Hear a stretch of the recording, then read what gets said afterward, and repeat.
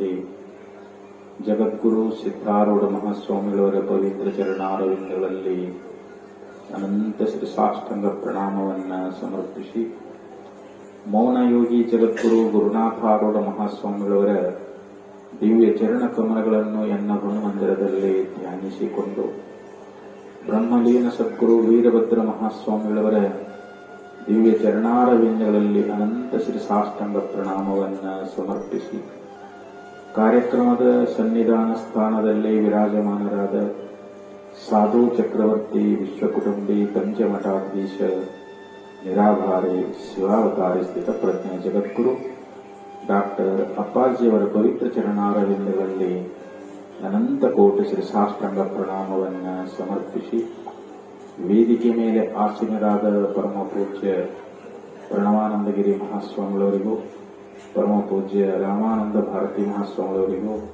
ಪರಮ ಪೂಜ್ಯ ಸಚ್ಚಿದಾನಂದ ಮಹಾಸ್ವಾಮಿಗಳವರಿಗೂ ಅನೇಕ ಪ್ರಣಾಮಗಳನ್ನು ಸಮರ್ಪಿಸಿ, ಪೂಜ್ಯರಾದ ಮಲ್ಲೇಶ್ವರ ಶರಣರಿಗೂ ಅನೇಕ ವಂದನೆಗಳನ್ನು ಸಮರ್ಪಿಸಿ, ಶಿವಸ್ವರೂಪಿಗಳಾದ ತಮ್ಮೆಲ್ಲರಿಗೂ ಅನೇಕ ಶರಣಾರ್ಥಿಗಳು.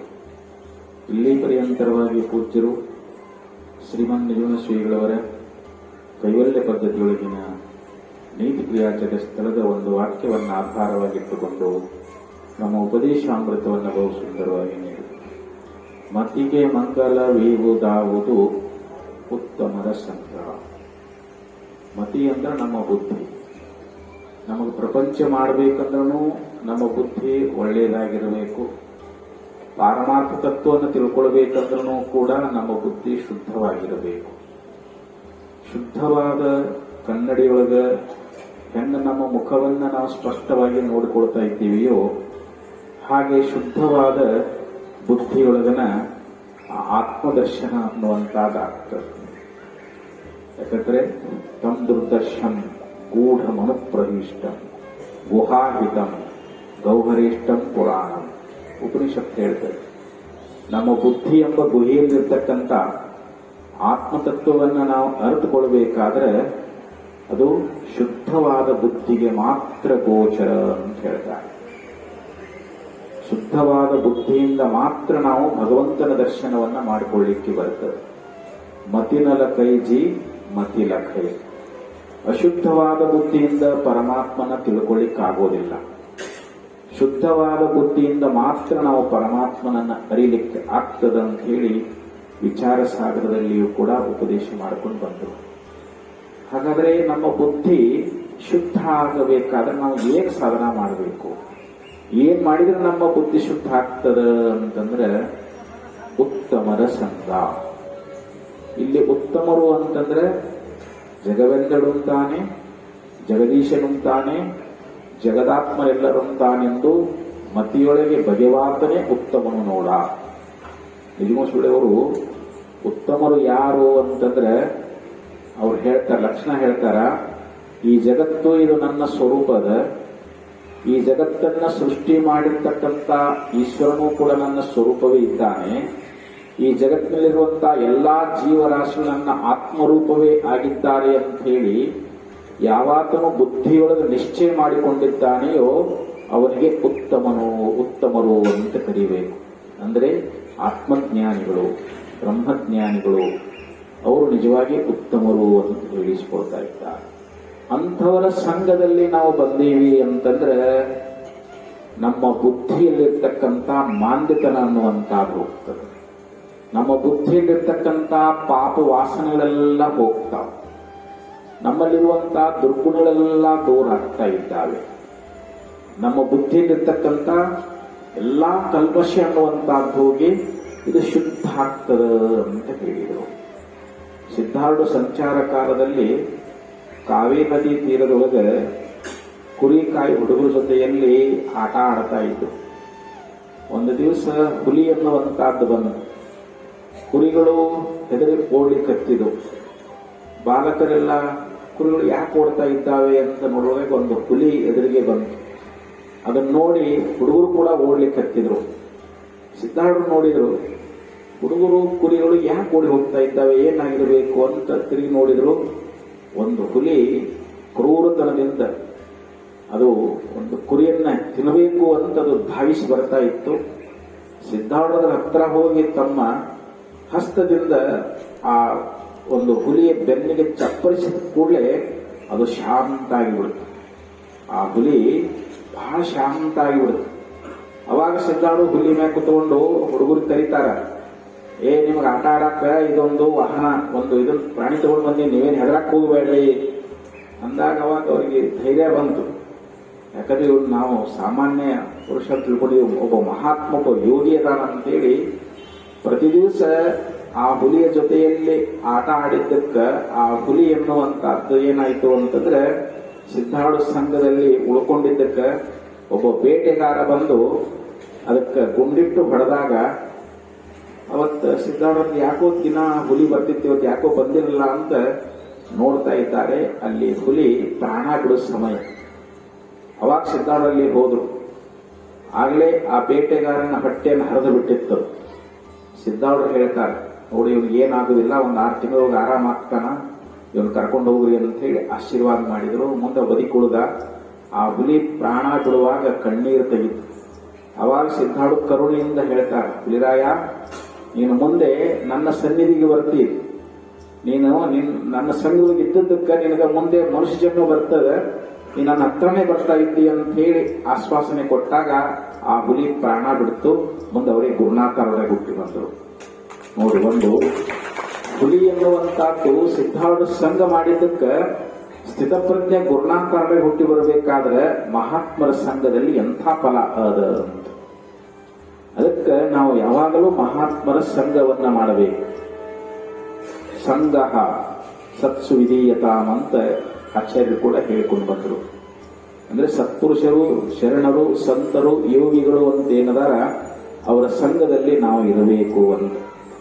ದುರ್ಲಭೋ ಅಗಮ್ಯೋ ಅಘೌಮಶ್ಚ ತದೇವ ಸಾಧ್ಯತಾ ನಾರದ ಭಕ್ತಿ ಸೂತ್ರದಲ್ಲಿ ಹೇಳ್ತಾರೆ, ಸತ್ಸಂಗಸ್ತು ದುರ್ಲಭ ಅಗಮ್ಯ ಅಮೋಘ. ಈ ಸತ್ಸಂಗವಾದರೂ ಇದು ದುರ್ಲಭ, ಇದೆಲ್ಲರಿಗೂ ಸಿಗಂಗಿಲ್ಲ. ಪುಣ್ಯ ರೇವೆ ಲಭ್ಯತೆ ಸುಕೃತಿ ಸತ್ಸಂಗತಿ ದುರ್ಲಭ ಅಂತ ಹೇಳ್ತಾರೆ. ಯಾರು ಪುಣ್ಯವಂತರದಾರ, ಯಾರು ಗುರುವಿನ ಕರುಣೆಗೆ ಪಾತ್ರರಾಗಿದ್ದಾರ, ಅವರಿಗೆ ಸತ್ಸಂಗ ದೊರೆಯುತ್ತದೆ.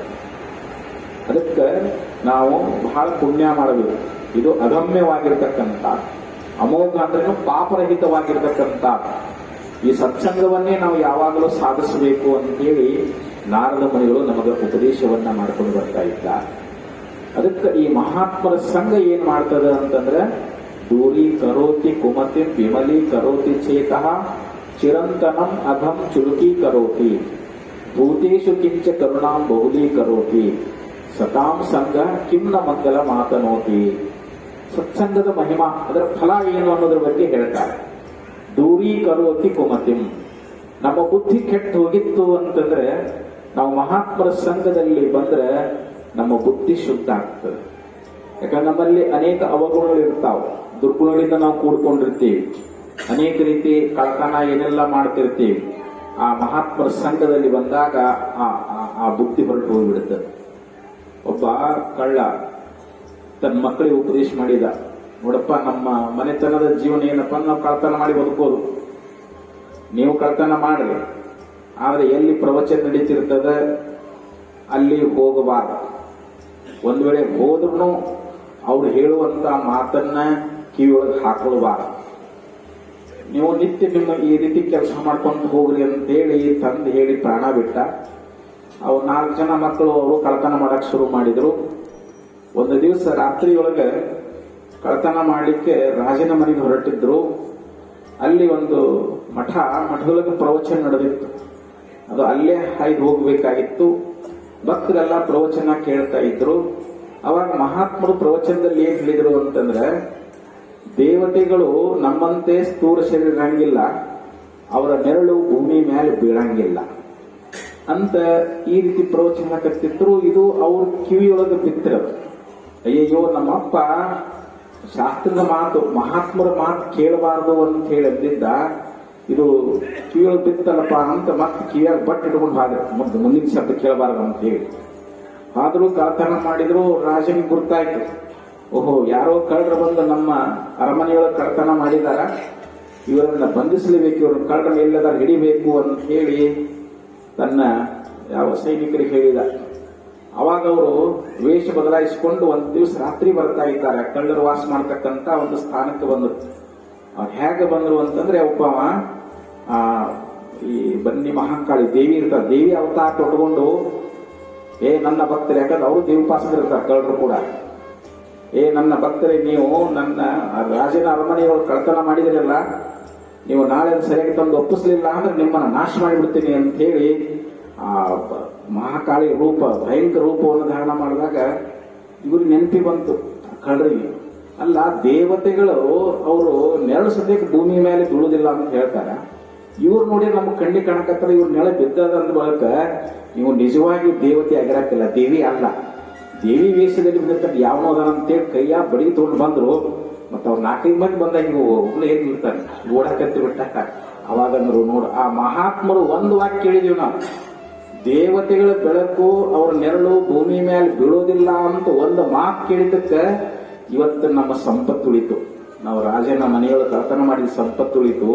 ಇನ್ನು ನಿತ್ಯದಲ್ಲಿ ಅವ್ರ ಸಂಘದಲ್ಲಿ ಇದ್ದುಕೊಂಡು ಪ್ರವಚನ ಕೇಳಿದ್ರೆ ನಮ್ಗೆ ಎಂಥ ಫಲ ಸಿಗ್ಲಿಕ್ಕಿಲ್ಲ ಅಂತೇಳಿ ಅವತ್ತಿಂದ ಅವರು ಕಳ್ತನ ಮಾಡೋದು ಬಿಟ್ಟು ಮಹಾತ್ಮರ ಸಂಘದಲ್ಲಿ ಬಂದು ಶ್ರವಣಾದಿಗಳನ್ನ ಮಾಡ್ತಾ ಒಳ್ಳೆ ಧರ್ಮದಿಂದ ಅನೇಕ ಸತ್ಕಾರ್ಯಗಳನ್ನ ಮಾಡ್ತಾ ತಮ್ಮ ಜೀವನವನ್ನು ಪಾವನ ಮಾಡಿಕೊಂಡ್ರು ಅಂತ ಹೇಳಿ ಹಿಂಗೊಂದು ಉದಾಹರಣೆ ಬರ್ತದೆ.